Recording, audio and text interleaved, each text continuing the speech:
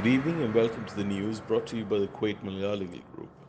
The headlines for today, Monday, the 29th of March, 2021, is as follows. Kuwait receives third batch of properties stolen during 1990 Iraqi invasion.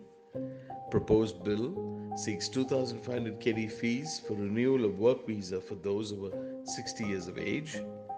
Bill seeks 5% on all remittance. Rana Al-Farz stated, speed of digital transformation is an inevitable necessity after the corona pandemic. Decision on continuing partial curfew during Ramadan to be assessed weekly. Parents appeal to MOE for the return of students to private schools. Now for the news in detail. Kuwait Ministry of Foreign Affairs received on Sunday from Iraqi Ministry of Foreign Affairs the third batch of Kuwait property and archives stolen during the 1990 Iraqi invasion. The handover ceremony took place at Saud Al Nasser Al Sabah, Kuwaiti Diplomatic Institute. The officials from both the countries and the UN commented that this step would strengthen relations between the two countries, as Kuwait welcomes the Iraqi government's efforts to complete the handover of all Kuwaiti property and archives. The third batch includes properties, archives, and some special equipments of the Ministry of Information, the National Council for Culture, Arts and Literature, and Kuwait University.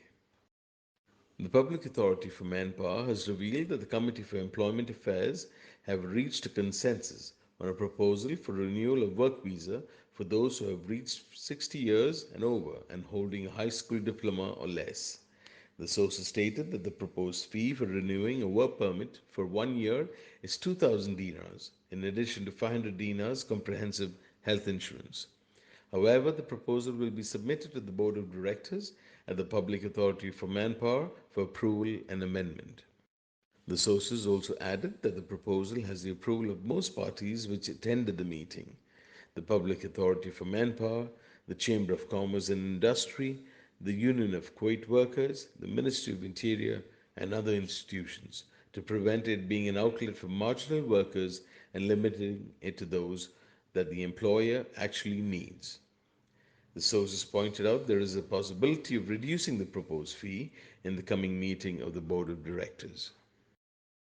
Member of Parliament Ali Al Katan submitted a bill on amending Law Number 32/1968 in order to mandate the Central Bank of Kuwait (CBK) to take the necessary procedures to obligate local banks, branches of foreign banks, and exchange companies to collect fees equal to 5% of remittances in all currencies. According to the bill, the collected fees will be deposited into the public treasury regularly. Remittances specified in treaties or investment protection and that of the government are exempted from these fees. Anyone who violates this law will be fined double in the amount. The Minister of Public Works and the Minister of Communications and Information Technology, Dr. Rana Al-Farz, affirmed that the speed of digital information is an inevitable necessity to build a better future with the capabilities of Kuwaiti youth. The minister indicated that the amount of effort required in this new ministry is high, as the tasks are great and the challenge is not easy, considering the important roles of the telecommunications and information technology sectors in activating the digital information paths for the state and society in the state of Kuwait. The Council of Ministers will review a report on the developments of the coronavirus epidemic in the country in its meeting today. The report will include the numbers of new infections, deaths, and the number of corona patients admitted in the intensive care unit. Government sources told Al Khabar's Daily that the decision to extend the ban during the month of Ramadan will be taken, subject to weekly assessment on the need of curfew by the health authorities. The MOH will stress the need to perform Taraweeh prayers according to health requirements while reducing the length of the prayer to avoid transmitting infection.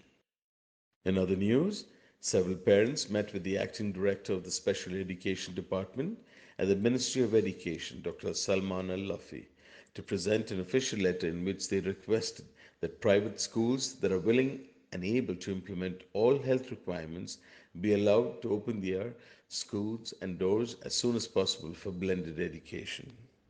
They expressed their fear about the loss of this year and also that the mental health of the students should not be ignored, adding that The blended education will prepare the students psychologically to return to the schools in September. A batch of the AstraZeneca Oxford vaccine, which estimated 150,000 doses, is scheduled to arrive in the country within days. Al Rai reported, quoting health sources. The sources expressed their hope that the batches of the Oxford vaccine will be received every fortnight. An official source at the Ministry of Social Affairs said a Kuwaiti woman married to a non Kuwaiti has a right to get the benefit of the house rent allowance as specified in accordance with the aid law not exceeding 150 dinars after doing a social research and if it is proved that the husband is incapacitated and that she has no real estate inheritance or own any real estate, reports Al Anba Daily. The concerned person submits an application to the family care unit in her area of residence, along with two copies of rental receipts, which has to be approved by the aid committee for the money to be disbursed. Despite the imposition of the partial curfew 3 weeks ago, and despite the ban on the use of bicycles and scooters during the 2 hour jogging period, which has been approved by the Council of Ministers, the shops have witnessed an unprecedented turnover during the past days, reports Al Khabas Daily. The majority of the business is happening in Sharq region. The governor of the capital, Sheikh Talal Al Khalid, confirmed that the government is continuing firmly in the campaign to remove building violations in its various regions, pointing out that the total number of clearances in the East and Bani Dilgar regions reached 112 removals, in addition to the issuance of 128 warnings of building violations since the beginning of the campaign on the 3rd from the last September until now. That's all for now, Kuwait. Thank you for tuning in. This news was brought to you by the Kuwait Malayalikal Group. Tune in tomorrow for more local news. Until then, Kuwait, have a good night.